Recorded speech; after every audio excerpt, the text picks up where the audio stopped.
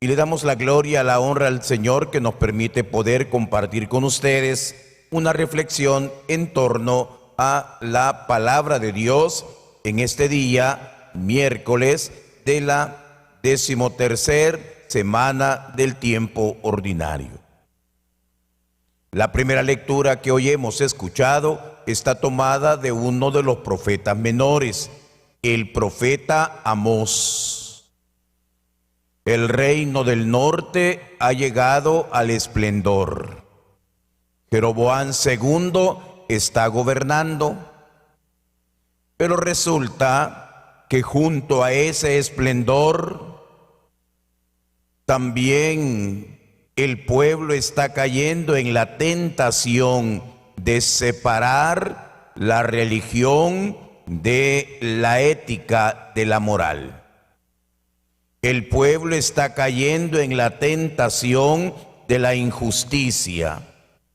Por eso el profeta Amós se le conoce también como el profeta de la justicia social.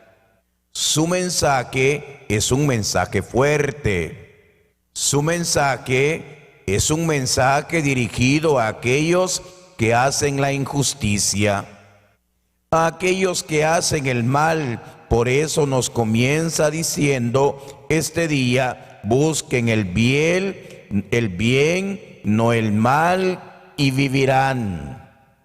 Aborrezcan el mal y amen el bien.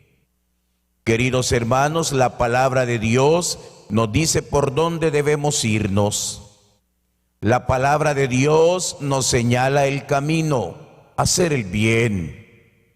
Hacer el bien, algo que pareciera tan sencillo, algo que pareciera tan fácil de comprender, pero lamentablemente no siempre es así.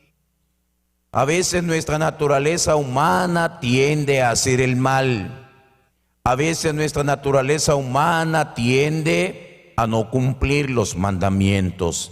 Y por eso luego vienen consecuencias tristes y dolorosas para cada uno de nosotros. El profeta manifiesta que Dios desprecia y detesta las fiestas de ustedes. No me agradan las solemnidades. Aunque me ofrezcan holocaustos, no aceptaré sus ofrendas. ¿Por qué no presenta este mensaje que puede parecer un rechazo de parte de Dios? ¿Por qué no presenta este mensaje fuerte? Este mensaje que también podemos traerlo al hoy y al aquí de nuestra vida. ¿Por qué? ¿Por qué no quiere el ruido de las canciones? ¿Por qué no quiere que fluya? ¿Por qué no quiere la música de las arpas? Porque el pueblo ha caído en la injusticia. La justicia que conlleva darle a Dios lo suyo. La justicia que conlleva el culto. Pero también la justicia conlleva darle a cada uno de nuestros hermanos lo que le pertenece. Cuando no hay justicia, queridos hermanos, aunque seamos muy religiosos, y es una de las tentaciones que hoy nosotros también podemos tener, desde el punto de vista religioso, ser muy religiosos, ser muy cumplidores, pero reducir nuestra fe a las 4 paredes del templo, reducir nuestra fe a una hora que puede durar la Eucaristía, reducir nuestra fe solamente al ámbito puramente de nuestros rezos, de nuestros cantos, pero en la vida diaria no vivir la justicia, en la vida diaria no ser solidario, en la vida diaria no darle a cada uno lo que le corresponde. El profeta, por lo tanto, nos lleva a saber armonizar nuestra religiosidad con la vida de todos los días. ¿Para qué? Para que lo que nosotros hacemos para que nuestra religiosidad sea agradable a los ojos de Dios. El Evangelio que hemos escuchado nos presenta una de las pocas veces que Jesús va a salir de la Palestina. Dice la palabra de Dios que Jesús fue al otro lado, a la otra orilla del lago, en la tierra de los Gadarenos. Son de las pocas veces que Jesús sale de Palestina, actual Jordania, donde dice la palabra de Dios que le saldrán al encuentro 2 endemoniados que vivían en los sepulcros. El sepulcro es signo de la muerte, pero también el sepulcro es signo de la impureza. Los sepulcros es signo de la impureza, ahí está la muerte, ahí está la corrupción. Y por lo tanto, pues, el hecho de vivir entre los sepulcros no es más que una manifestación del estilo de vida que estos hombres llevaban. Ciertamente endemoniados lo llama la palabra de Dios. En el Nuevo Testamento todo trastorno psiquiátrico era considerado pues una posesión diabólica. En el Nuevo Testamento los esquizofrénicos, los paranoicos, todo trastorno era visto como signo de la posesión de un espíritu maligno. Y lo que nos dice la palabra de Dios es que le salieron al encuentro. Eran feroces, nadie se atrevía a pasar por aquel camino, pero le comenzaron a gritar a Jesús: ¿qué quiere de nosotros, Hijo de Dios? Queridos hermanos, sabemos perfectamente que este tipo de personajes representa a aquellos que muchas veces también viven en medio de la cultura de la muerte. Viven en el pecado, viven en el odio, viven en el abandono, en la lejanía de Dios.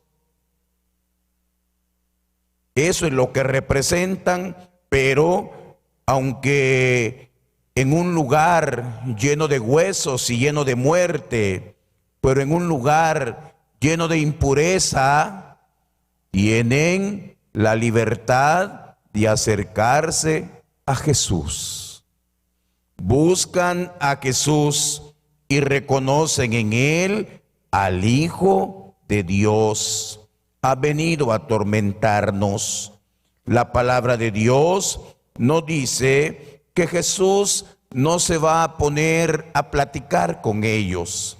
Jesús simplemente dirá: pues está bien, vayan, tomen posesión de esa piara de cerdos.